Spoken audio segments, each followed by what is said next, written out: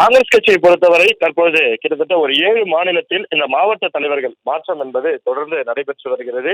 தமிழகத்தை பொறுத்தவரை 35 மேற்பார்வையாளர்கள் நியமிக்கப்பட்டு அவர்கள் நேரடியாக தமிழ்நாட்டிற்கு வருகை தந்து ஒவ்வொரு அந்த மாவட்டத்திற்கும் கிட்டத்தட்ட ஒரு 7 நாட்கள் அங்கேயே தங்கி யார் யார் அந்த பதவிக்கு தகுதியானவர்கள், அவருடைய பின்னணி என்ன என்பது குறித்தெல்லாம் அந்த தகவல்களை சேகரித்து 3 பேர் கொண்ட ஒரு மாவட்டத்திற்கு 3 பேர் கொண்ட பட்டியலானது அதாவது அகில இந்திய தலைமைக்கு கொடுக்கப்பட்டது. அதிலிருந்துதான் தற்போது மாவட்ட தலைவர்கள் தேர்ந்தெடுக்கப்பட்டிருக்கிறார்கள். குறிப்பாக காங்கிரஸ் கட்சியை பொறுத்தவரை அமைப்பு ரீதியாக 77 மாவட்ட தலைவர்கள் நியமனம் செய்யப்பட வேண்டும்.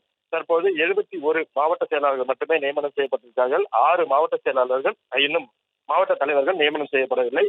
குறிப்பாக இந்த மாவட்ட தலைவர்களை பொறுத்தவரை கடந்த ஒரு ஆண்டுகளுக்கு முன்பாக டெல்லிக்கு சென்று தற்பொழுது மாநில தலைவராக இருக்கக்கூடிய செல்வ பெருந்தகைக்கு எதிராக புகார் கொடுத்தவர்கள் அனைவரும், அதாவது பெரும்பாலானோர் இந்த பட்டியலில் இருந்து விடுவிக்கப்பட்டிருக்கிறார்கள், அதாவது மாற்றப்பட்டிருப்பதாக நமக்கு தகவலானது கிடைக்கப்பட்டிருக்கிறது. அதே போல மாவட்ட தலைவர்கள் அந்த மாற்றத்தில் குறிப்பாக செல்வ பெருந்தகையின் கை என்பது ஓங்கியிருப்பதாகவும் சொல்லப்படுகிறது.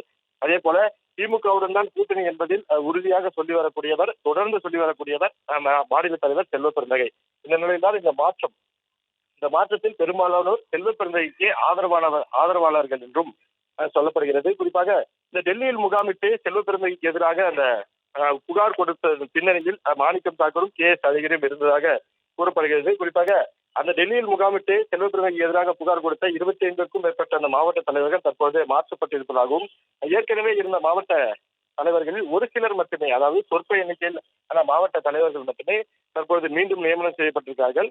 புதியவர்களே அதிகமாக இந்த பட்டியலில் இணைந்திருக்கிறார்கள். குறிப்பாக 50 வயதுக்கு உட்பட்டோர் 61% பேர் இந்த பட்டியலில் இடம்பெற்றிருக்கிறார்கள். குறிப்பாக திமுக கூட்டணிக்கு எதிராக பேசியவர்களை காங்கிரஸ் தலைமை ஓரம் கட்ட திட்டமிட்டுள்ளதாகவும் தகவலானது கிடைக்கப்பெற்றிருக்கிறது.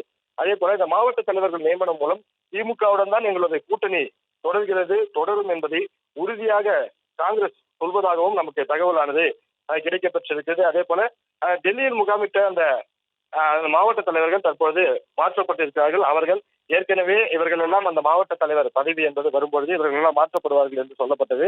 அதன் அடிப்படையில் தான் தற்போது அவர்கள் அனைவருமே மாற்றப்பட்டிருப்பதாக நமக்கு தகவலானது கிடைக்கப்பட்டிருக்கிறது. மாநில தலைவர் செல்வ பெருந்தகையை பொறுத்தவரை அவர் அகில இந்திய தலைவர் கார்கேக்கு மிக நெருக்கமாக இருக்கக்கூடிய ஒரு நபர்.